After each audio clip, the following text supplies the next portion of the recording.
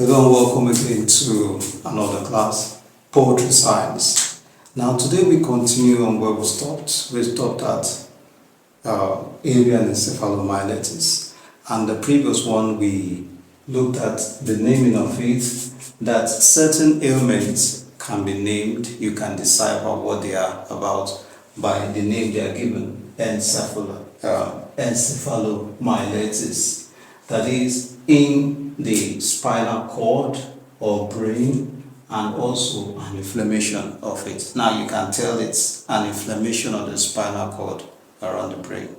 Now you also see the causal agent we looked at in the previous video. So if you've not seen it, please, I recommend that you look at the previous video.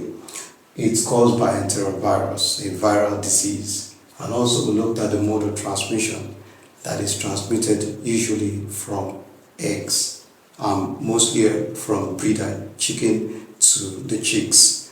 And we see that it's mostly an ailment of chicks. And today we'll go into the signs and symptoms. We've done a little about the signs and symptoms in the previous class, so we're going to continue from here today. So the initial manifestation you see weakness in the cheek that is expressed in a weak eyes. You will see the weakness in the eyes of the cheek, how the cheek actually expresses itself in the way it looks. So it's important. Then you'll see the loss of appetite for food and for water. And that's true. When an animal is weak, definitely more often than not, it is caused by loss of appetite, or itself it's leading to loss of appetite. So it can go either way. And then also you see loss of weight. It goes, if you're not feeding, you're not going to add weight, you'll be losing weight, and the animal will look unthrifty. That is not something that is presentable as a gift to someone. So they're not going to ruffle feather and the others. So you also see number 4, gradual continuous loss of coordination. What started gradually will begin to spread. The loss of coordination means it can't coordinate or control itself. It's having tremors, it's shaking. You want to stop shaking, it can't stop shaking. Now you also see that just like what you may notice in certain elderly people, human who shake. They try to stop, but they're not able to stop. Now, something like that you see. Sorry to have used human, but just for educational purpose. Sorry about that. Then you see inactivity. The animal is not active. An animal that is weak cannot be active. They are not feeding, they are weak, they're losing weight, so they'll just be there. As a matter of fact, they will stand on their hock, like on their knees in quotes. And knees, the backside of it, the opposite of the knee bends this way for humans, for animals, for chicken, the hocks at the back. So they stand on their hock and even crawl on their hock. They are not able to stand properly. Now, you also see tremors of the neck and the head. The neck is shaking, the head is also shaking. These are some of the things you notice. Then there's going to be, if it continues, succumbing to outright paralysis. And at this time, they may even lie prostrate, lie down. Now, that is where you begin to see some chicks lying down like they are prostrate, like this. Lying down just like that. It's a sign of that. Now, does it also happen in laying birds, in adult chicken? Absolutely, it can happen. You see, if it happens in a laying hen, it can lead to a drop in production. As long as an animal is laying, if it's not feeding and it's weak, it's definitely going to drop this. So it's going to be either more than 22% drop from what it was currently before it started, or even more than that, less than or more than 22% drop.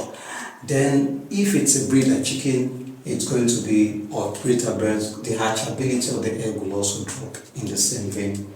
Now, what's the treatment? No known treatment now, no known treatment for it. Now, one of the ways of taking care of spread, to avoid spreading, is kill the animal, kill them, and then bury deeply, deep burial, or you incinerate. Incineration means you burn them, burn very, very well, or you dip.